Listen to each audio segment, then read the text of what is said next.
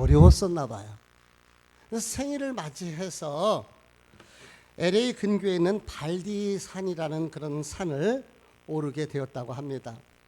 이 산은 LA 근교에 있는데 아주 높은 그런 산이라고 그래요.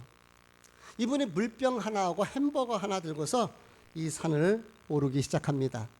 근데 산이 생각처럼 만만치가 않습니다. 오르면 오를수록 숨이 가빠지고 힘이 드는 거예요. 그래서 너무 힘드니까 주저앉아서 포기해야 되겠다, 이 생각이 드는데, 그때에 세상에 한 여성이 산악 자전거를 타고 위에서 내려오고 있더라는 거예요. 그것을 보고, 아니 저 여자는 자전거를 타고 산 꼭대기까지 올라갔을 텐데 나는 이게 뭔가, 다시 용기를 내갖고 산행을 계속했대요. 근데 올라도 높은 산이다 보니까 정상은 보이잖아요.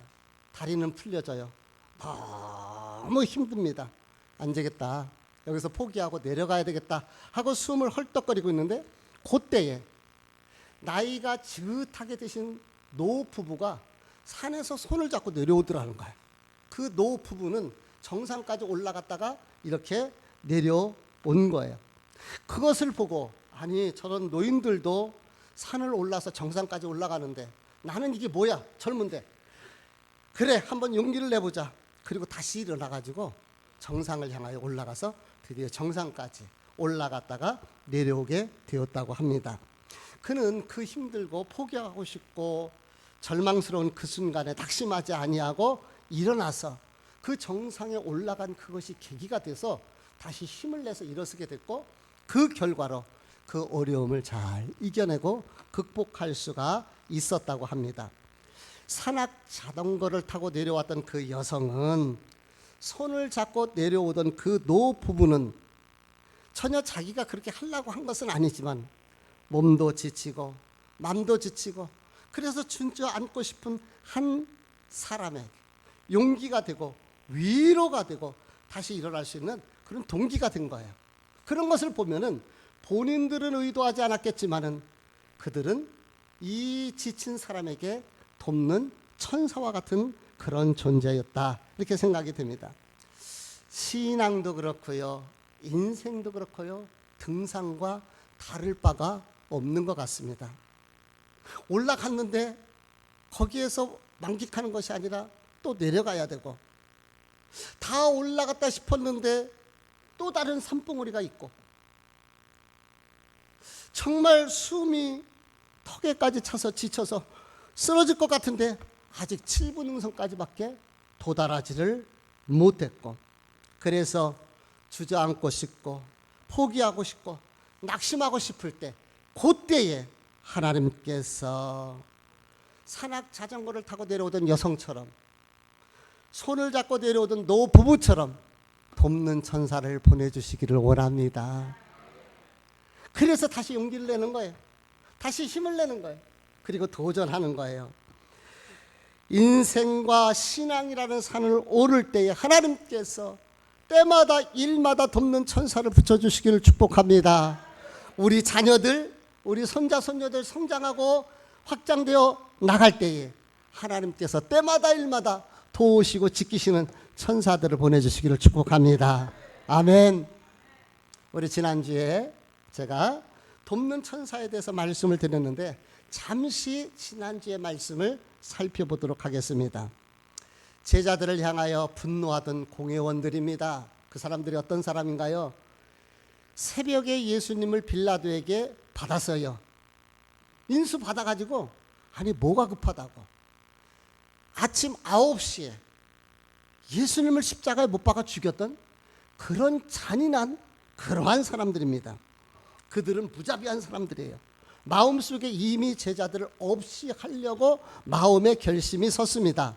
그래서 그 공회 중에 재판에서 사형이요 라고 선고되면은 그날 죽을지 그 다음날 죽을지 알 수 없는 위급한 절박한 순간, 아무도 제자들을 도와줄 수 있는, 제자들의 편이 되어줄 수 있는 사람이 한 명도 없습니다.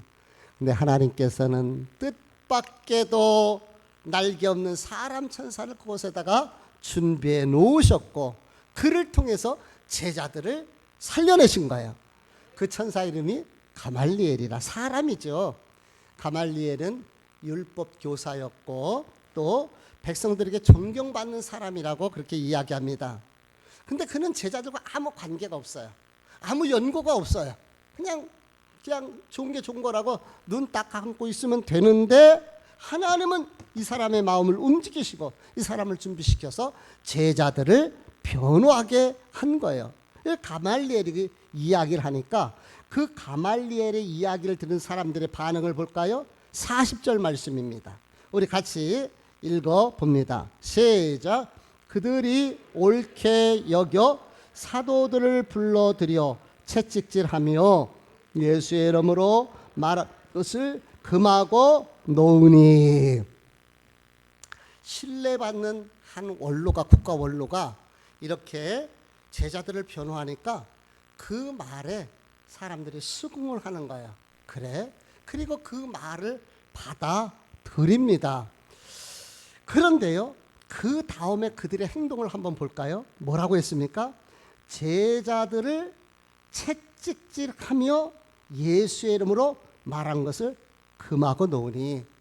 국가 원로가 설득력 있게 이야기하니까 그 말, 그 제안은 받아들이는데, 근데 그냥 받아들이는 게 아니에요. 채찍질하고 예수 이름을 이야기하지 말라고 그렇게 협박하고 내보낸 것입니다. 완전 뒤끝 장렬입니다. 뒤끝이.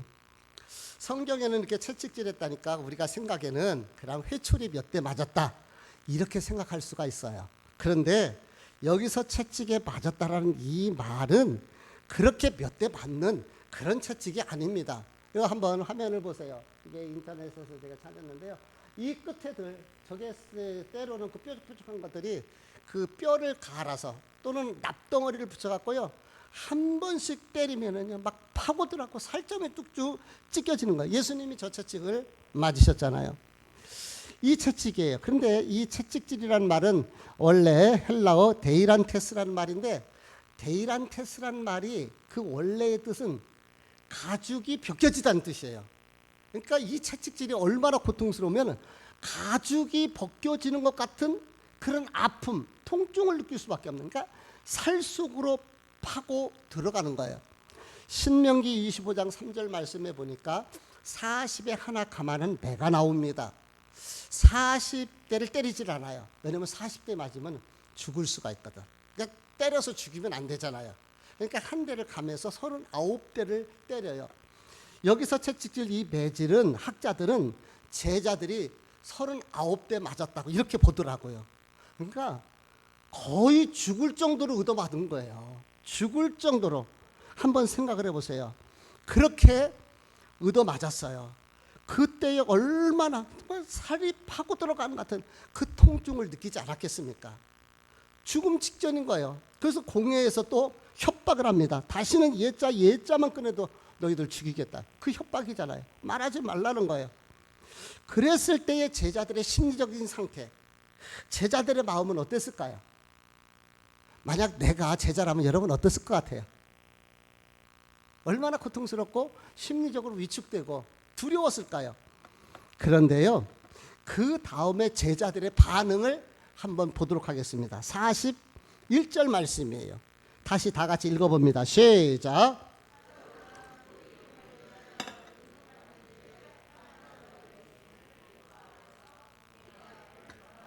아멘.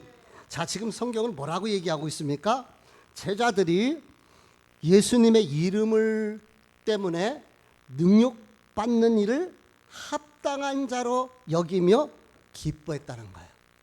예수를 전하다가 그렇게 살 거죽이 벗겨지는 것 같은 그 고통의 매질을 당했는데도 불구하고 그것이 오히려 당연한 것으로, 그리고 그것을 기쁨으로 받아들였다는 거예요. 이 부분의 현대어 성경은 더 이렇게 표현을 하고 있습니다. 같이 읽어볼게요. 시작. 사도들은 하나님께서 예수의 이름 때문에 모욕당하는 특권을 주신 것을 기뻐하며 의회에 나왔습니다. 뭐라고 얘기했어요? 모욕당하는 것을 특권으로 얘기했다는 거예요. 아니, 이게 정상 사람으로는 할 수 있는 것이 아니에요. 생각을 해보세요. 살 거죽이 벗겨지는 것 같은 그 고통 있는 매질인 거예요.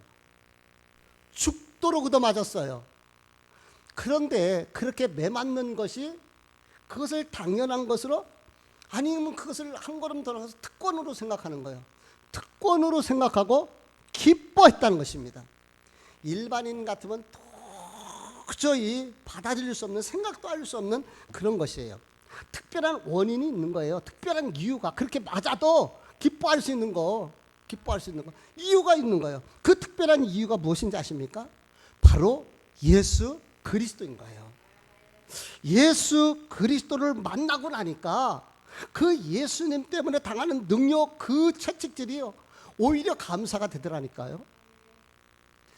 사도행전 1장에서 5장까지는 베드로가 4번의 설교를 해요.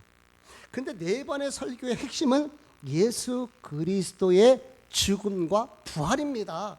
다른 것이 아니에요. 예수님의 죽음, 예수님의 부활. 제자들은요, 원래 예수님의 제자들이잖아요. 그래서 예수님을 통해서 배웠어요. 가르침을 받았어요. 또 예수님이 일으키는 기적을 옆에서 다 지켜보았습니다. 그런데요, 그들의 신앙은 거듭나지 못한 어린아이의 신앙, 그냥 눈으로 보는, 귀로 듣는 그런 신앙이었던 거예요.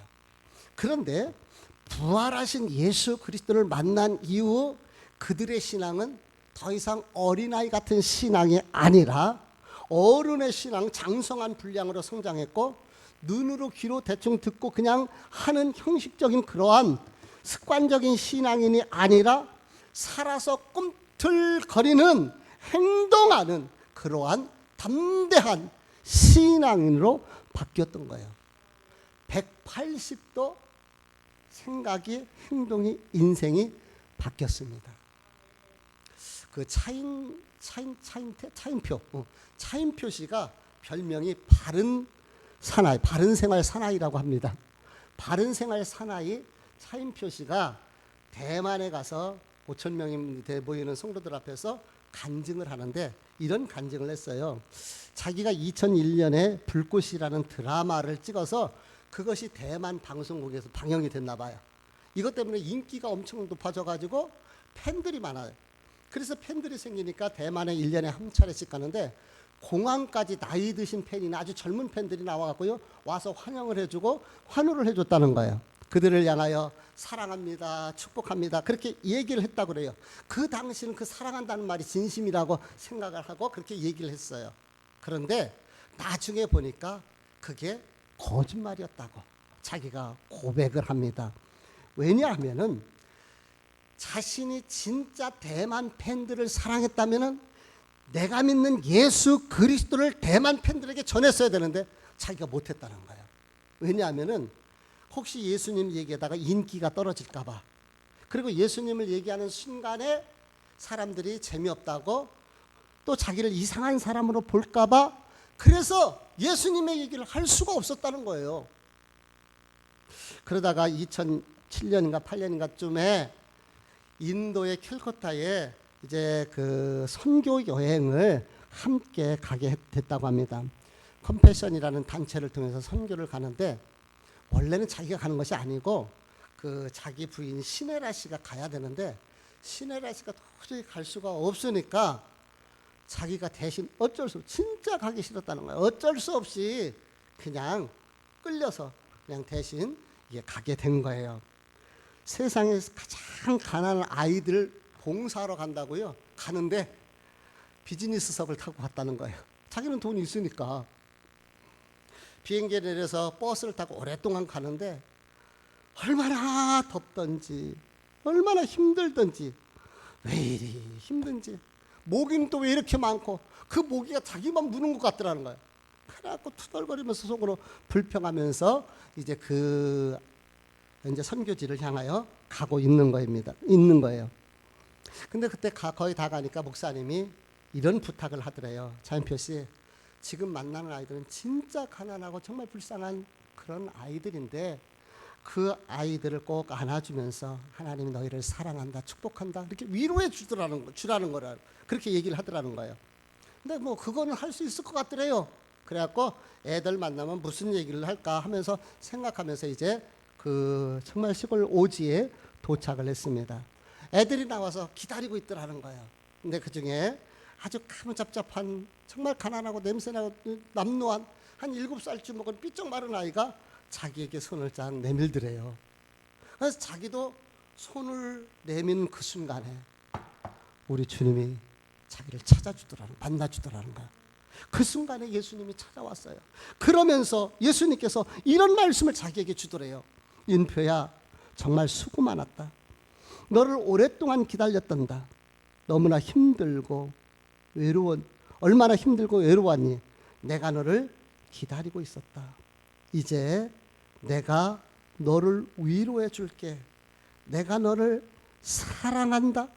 자기가 인도 그 아이를 만나면 그렇게 얘기해 줘야 되겠다 얘기했는데, 예수님께서 손을 내미는 그 시간에 자기를 찾아오시고 마음속에 그 말씀을 주시더라는 거예요. 그런 여자까지 형식적으로 습관적으로 신앙생활을 해왔습니다. 그런데 그날 인도에서 예수님을 만나고 그의 삶이 완전히 바뀌어지고 변화된 거예요.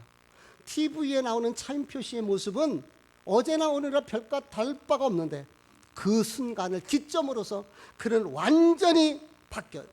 가치관이 바뀌고 인생 방향이 바뀌고 목표가 바뀌고 삶의 생태가 바뀌어지는 거예요.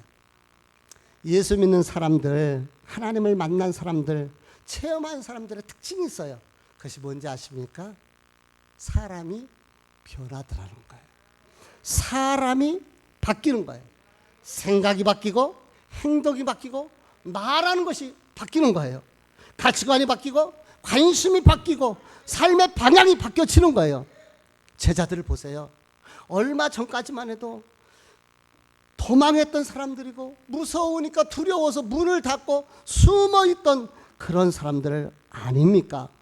그런데 그런 그들이 가죽이 벗겨지는 것 같은 그 매질 고통을 당하면서도, 공권력의 협박을 받으면서도 오히려 기뻐하며 주님을 위해서 능욕받는 것을 특권으로 생각하며 기뻐하는 사람으로 바뀌어진 것입니다. 예수님 때문에 고난을 당하여 본 적이 있습니까? 주님의 몸된 교회를 가슴에 끌어안고 안타까워 울어본 적이 있습니까? 복음을 위해 부끄러움과 고생을 당해본 적이 있습니까? 초대교회 성도들은 그것을 당연한 것으로 여겼고 그것을 오히려 특권으로 생각하며 기뻐했습니다. 베드로전서 2장 20절에서 21절 말씀 우리 같이 한번 읽어볼게요. 시작. 선을 행함으로 고난을 참으면 이는 하나님 앞에 아름다우니라. 이를 위하여 너희가 부르심을 입었으니 그리스도도 너희를 위하여 고난을 받으사 너희에게 본을 끼쳐 그 자취를 따라오게 하려 하셨느니라. 아멘. 뭐라고 얘기하고 있습니까? 선을 행함으로 고난을 참으면 주를 위하여, 주님의 몸된 교회를 위하여, 복음을 위하여 고난을 받으며 그것을 참아내면 이는 하나님 앞에 아름다운 것이라는 거예요. 주 때문에 힘들어하고 애통하고 안타깝고 수고하고 땀 흘리는 그것이 주님 보시기에 아름다운 것이라는 거예요. 아름다운 것. 그러면서 그 다음에 뭐라고 말씀하고 계십니까? 고난의 발자취. 우리 예수님께서 고난을 받으사 너희에게 본을 끼쳐 그 자취를 따라오게 하려 하셨느니라. 우리 주님의 자취가 무엇입니까? 십자가의 발자취요, 고난의 발자취요, 복음을 위한 피 흘림의 발자취였습니다. 우리가 예수 그리스도를 위하여 주님 가신 그 발자취를 따라갈 수가 있다면 그것이 복 있는 길이고 그것이 행복한 일이고 그것이 감사한 일이라고 초대교회 성도들은 특권으로 생각하고 감사했었던 것이지요. 골로새서 1장 24절을 읽어볼게요. 시작. 나는 이제 너희를 위하여 받는 괴로움을 기뻐하고 그리스도의 남은 고난을 그의 몸된 교회를 위하여 내 육체에 채우노라. 이게 예수 만난 사람들, 체험적인 신앙인들의 모습인 거예요.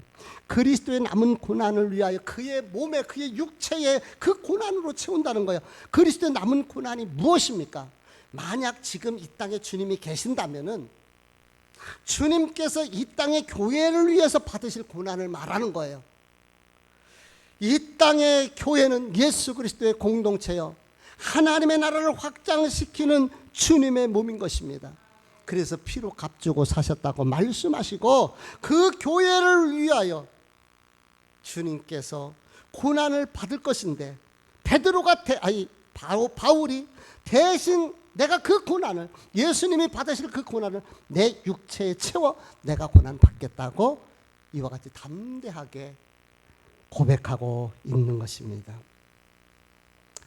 주님을 위해, 교회를 위해, 복음을 위해 고난 받는 것, 이것이 당연한 것이고 이것이 기쁨이요, 이것을 특권으로 생각했던 초대교회 성도들, 그들의 수고를 통해서 복음이 오늘까지 오게 된 것이지요. 우리 42절 말씀을 읽어봅니다. 시작. 그들이 날마다 성전에 있든지 집에 있든지 예수는 그리스도라고 가르치기와 전도하기를 그치지 아니하니라.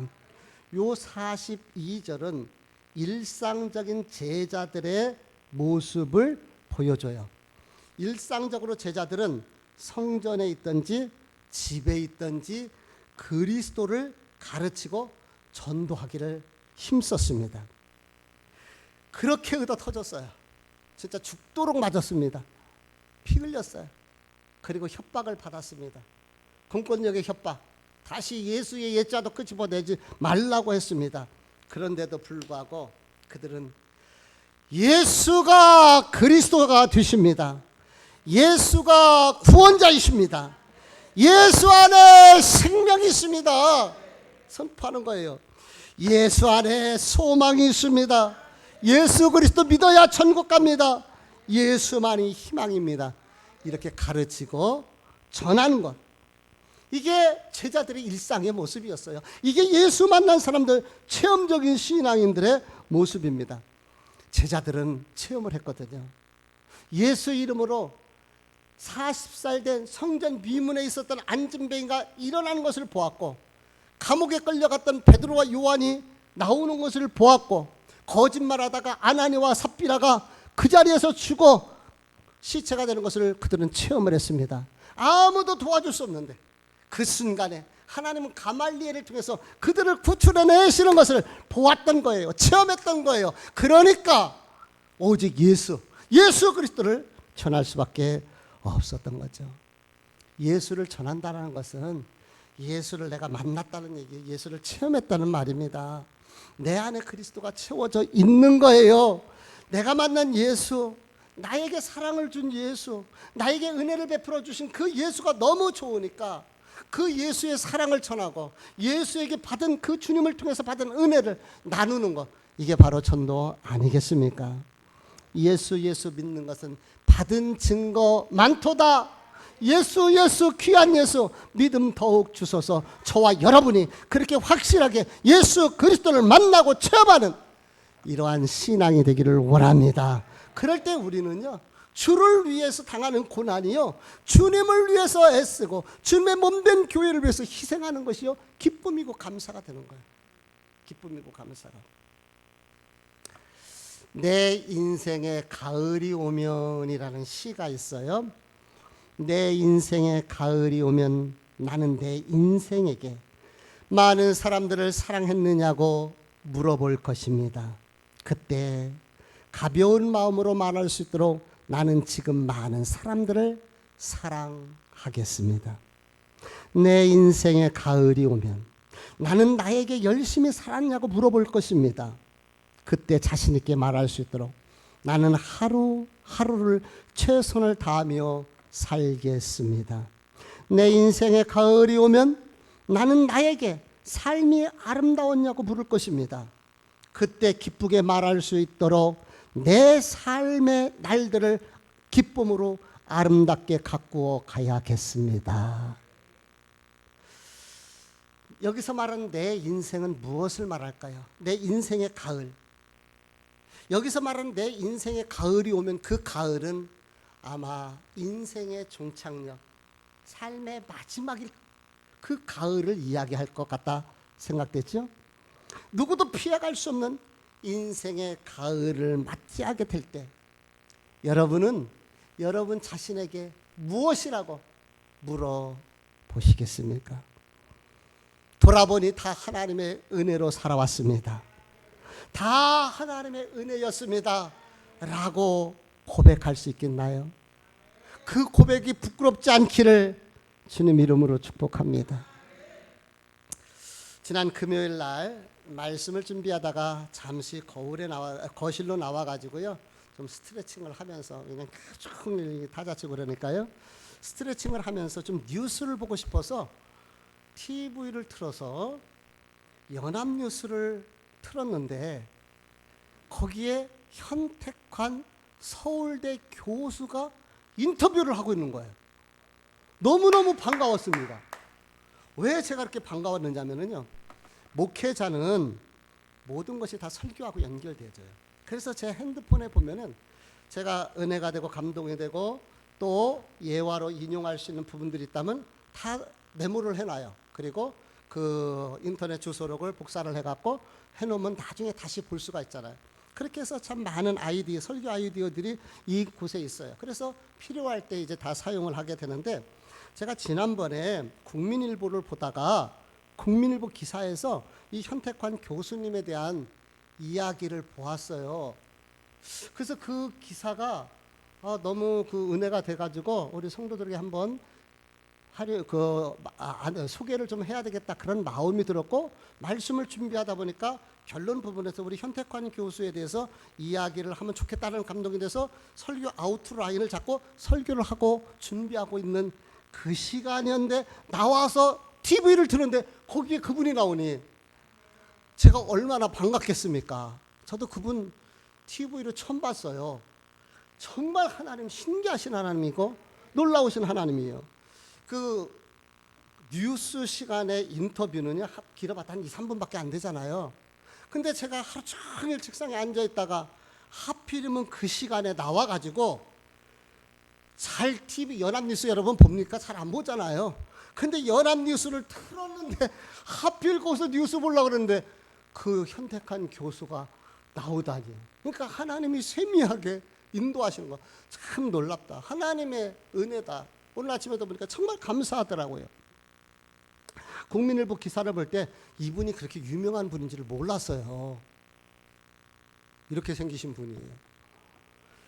그렇게 유명한 분인지를 몰랐는데 우리나라에서 이번에 되게 기대했던 노벨상, 노벨 평화상을 받았잖아요. 정치인들 때문에. 김대중 대통령께서도 전 대통령도 받으셨는데, 노벨 이 과학상 같은 거 이런 걸 좀 받아야 되는데 이거는 한 번도 우리나라가 받은 사람이 없어요. 그래가지고 금년도에 가장 기대했던 분이 바로 이분이라는 거예요. 이분은 노벨상 후보까지도 올라갈 정도였어가지고 한국 이번에 과학계에서는 다 노벨상 후보 되냐 기대를 하고 있었는데 애석하게도 금년도에는 되지를 않았더라고요. 근데 이분이 그 연합뉴스에 나온 것도 한국의 그 노벨상 언제쯤 이렇게 배출될까 이런 것을 논하면서 가장 가까이에 있었던, 가능성이 가장 높았던 이 교수를 섭외를 했고 인터뷰를 하면서 그렇게 나왔었던 거거든요. 그러니까 앵커도요, 이번에 교수님이 받았어야 되는데 하면서 되게 안타까워 하더라고요. 이분은 나노계의 세계 최고의 석학이라고 그래요. 나노계에서 세계적으로 이름난 그러한 분이십니다. 이런 세계적인 과학자가 예수 그리스도를 그렇게 신실하게 믿고 있다니요. 뉴스를 보는데 가슴이 다 뜨겁고요. 그리고 막 자부심도 생기고 감사가 절로 나오더라고요. 이분이 예수를 처음 만난 것이, 인격적으로 만난 것이 서울대학교의 이제 대학생으로, 그때 서울대 출신인데 서울대에 입학했고 CCC에 함께 참여하면서 성경 공부를 하다가 예수님을 인격적으로 만났대요. 그리고 이제 미국에 유학을 하면서 정말 하나님의 살아계심들을 많이 체험했다고 합니다. 자신만만했던 프로젝트가 있었는데 그게 실패한 거예요. 그 실패했을 때 그가 말씀을 붙들었다고 합니다. 실패했을 때 말씀을 붙든 거예요. 그런데 그 실패 때문에 나노 쪽에 관심을 갖게 됐고, 그것이 지금 세계적인 나노계의 세계 최고의 그런 권위 있는 그런 전문가로 사람들이 인정받게 되어준 거예요. 그것이 다 하나님의 인도하심이었다고 이렇게 고백을 하더라고요. 서울대 교수로 임용돼서 금년도까지 24년 됐대요. 근데 매주마다 학생들과 함께 신앙 교제 모임을 하고 있고, 6년 전부터 코람대우라는 그런 젊은 과학도들을 중심으로 해서 그런 신앙 모임을 갖고 있다고 합니다. 근데 거기에 정말 하나님이 어떤 분인데 아예 알지도 못해서 참석했던 사람이 지금은 아주 신실한 믿음의 교수가 된 사람도 있다고 그래요. 우리 현 교수님의 소망은 나노 기술을 접목시켜서 이 바이러스를, 변종 바이러스로부터 생명을 구원하는 일을 통하여 하나님께 영광 올려드리는 것, 이것이 자기의 소망이라고 그렇게 발표합니다. 과학자의 삶을 통해서 하나님을 전하고 하나님께 영광을 돌리는 모습이 너무 멋있잖아요. 근데 이분이 보세요. 인생의 방향을 나는 이렇게 살겠습니다. 2010년 5월 10일 날 이렇게 아마 써서 이렇게 콕 이렇게 앞정으로 눌러놓은 것 같은데, 한번 1번 읽어볼게요. 시작. 예. 두 번째 시작. 세 번째 시작. 네 번째 시작. 네. 그 다음서부터는 자기가 해야 할 것들을 신앙적인 것 4가지 얘기를 하고, 나머지는 내가 어떻게 살 것인가를 자기 관리를 위해서 이렇게 하겠다고 이렇게 써서 붙여놓고서 그렇게 노력을 하는 거예요. 너무 멋있지 않습니까? 세계 최고의 과학자가, 그 권위자가 삶의 1순위를 하나님께 두는 거예요. 그리고 어떤 일이 있든지 감사하며 기뻐하며 살고, 그 과학자가 문제가 생기면 기도하고 문제를 오직 하나님께 맡긴다는 거예요. 이게 예수 만난 사람들의 특징이에요. 체험적인 성도들의 모습인 것이에요. 물론 사람마다 저마다 다 쓰임이 다른 거예요. 이 현택관 교수님 같은 경우는 5달란트 받았어요. 그러니까 5달란트 받은 자처럼 그렇게 과학계에서 쓰임 받으면 되는 것이고, 어떤 사람은 2달란트의 능력, 어떤 사람은 1달란트의 능력이 있습니다. 그러면 1달란트 받은 사람은 1달란트만 남기면 되는 거예요. 그래서 우리 같은 사람들은 그냥 가정에서, 직장에서, 교회에서 그저 하나님 앞에 쓰임 받으면 되는 거예요. 1달란트 쓰임 받으면 되는 거예요. 그것에서 내가 만난 예수님을 자랑하고 전하면 되는 것 아니겠습니까? 인기가 떨어질까 봐, 사람들이 나를 이상하게 볼까 봐 예수를 전하지 못하고 그저 습관적으로, 형식적으로 교회를 다니던 썬데이 크리스찬 차인표 씨가 인도에서 그 가난한 아이를 통하여 하나님을 만나면서, 그러면서 그 삶이 바뀐 것처럼 저와 여러분의 삶이 바뀌어지고 변화되고, 차가웠던 냉랭했던 형식적인 그 신앙이 체험적인 신앙으로 바뀌어졌으면 좋겠습니다. 열정이 있고 뜨거움이 있고 고난받고 손해보고 상처받고 능력받는 것을 오히려 기뻐하며 즐거워했던 초대교회의 성도들처럼, 제자들처럼 이 시대가 혼란스럽습니다. 영적으로도 무너지고 있습니다.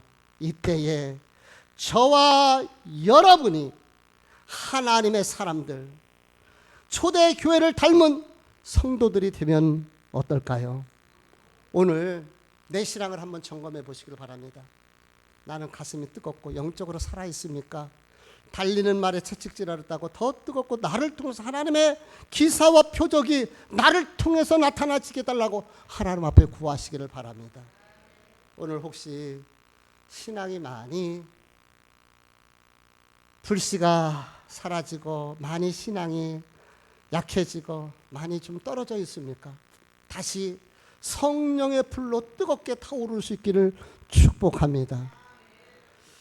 신앙생활하면서 아직 하나님에 대해서 확신성이 없고 믿음으로 하나님을 만나지 못하고 하나님 주신 은혜를 체험하지 못했다면은 주님, 나도 체험적인 신앙으로 오직 주님을 만날 수 있게 달라고, 그래서 내 삶의 방향이 바뀌어지고 내가 뜨겁게 신앙생활하고 하나님의 기쁨이 될 수 있게 달라고 기도하며 구하는 저와 여러분이 됐으면 좋겠습니다. 그래서 오늘 저와 여러분이 그 초대교회 성도들처럼 능욕받고 핍박받고 고난받고 주님의 몸된 교회와 복음을 위하여 주님을 위하여 고난받는 것을 특권으로 생각하고 오히려 기뻐하며 감사할 수 있는 우리 성도들 되시기를 주님의 이름으로 축복합니다. 기도하십니다.